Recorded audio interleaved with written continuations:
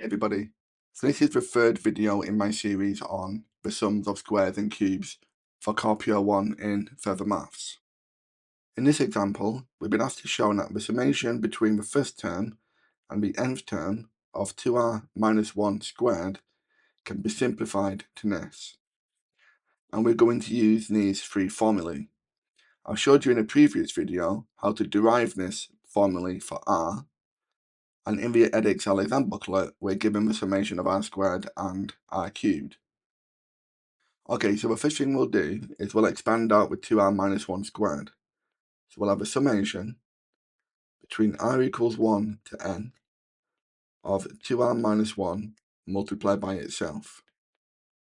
And we'll expand these out, and we get 4r squared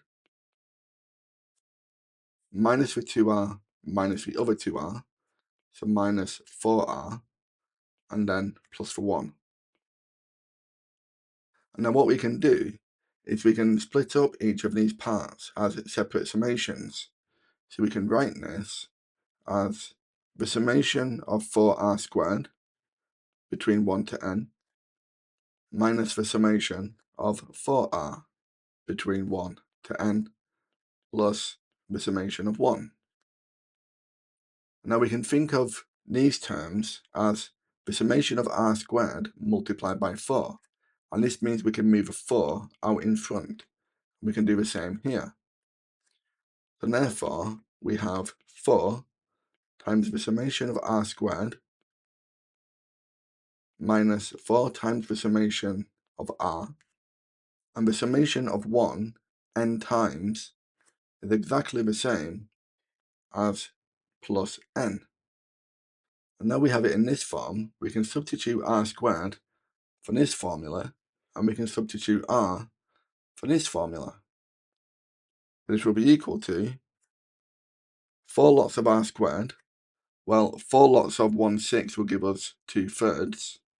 So we can say 2/3 of n multiplied by n plus 1 multiplied by 2n plus 1. And then negative 4 lots of r will give us negative 2. So this will be minus 2 times n plus 1 plus this n. Now if we go back to what we were asked to find, we need to factor out a third and an n. So if we factor out this n, and we can factor out a third, then this term will give us the 2 and the n plus 1 multiplied by 2n plus 1 minus, because we have negative 2 and we've factored out a third, we need a minus 6. We already have the n, so minus 6 lots of n plus 1. And because we have factored out a third, we need a 3 to give us this 1n. Okay, so now we can tidy this up by expanding out the brackets. So we've got 1/3 of n. We've got the 2n squared multiplied by 2, 4n squared. We've got the n plus the 2n, so 3n, times that by 2 gives us 6n. And then we've got the 1 times the 1, double that, we get the 2, minus the 6n, minus the 6, and then plus the 3. We can see this positive 6n will cancel with this negative 6n, and 2 take away 6, add 3, will give us negative 1. And tidying all of this up, we have 1/3 of n multiplied by the 4n squared minus the 1. And that's exactly what we were asked to show here. Okay, so for part B, hence find the sum of the squares of the odd numbers between 100 and 200. So I'm just going to get rid of all of this to make some space.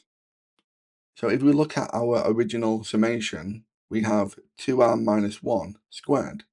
And this 2r minus 1 must always be an odd number, because the 2r will be even, And when we take away 1 from an even, we'll always get an odd.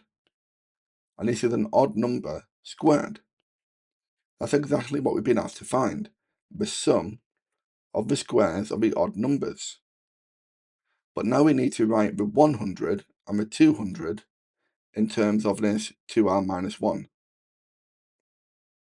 So if we say, let 2r minus 1 be an odd number, then the lowest odd number it could be would have to be 101, because it has to be between 100 and 200.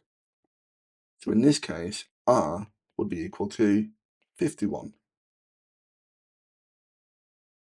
And then if we say let 2r minus 1 be the greatest odd number, and this would be 199, which is the one before the 200 here, then r would be equal to 100. So what we want then is the summation between r equals 51 to 100 of 2r minus 1 squared. But these formulae only work when we start from 1. So we can write this summation as the sum between the first term and the 100th term of 2r minus 1 squared minus the sum of the first term to the 50th term of the same 2r minus 1 squared. We work out the first 100, we take away the first 50 terms in that, and then we're left with all the terms between 51 and 100. Okay? So by doing this one in green and this one in blue, then we can see from this one, n will be equal to 100. And then we'll substitute this 100 into this formula, which we've proven to be true. So we'll have 1/3 of 100 multiplied by 4 lots of 100 squared minus 1. And this gives us 1,333,300.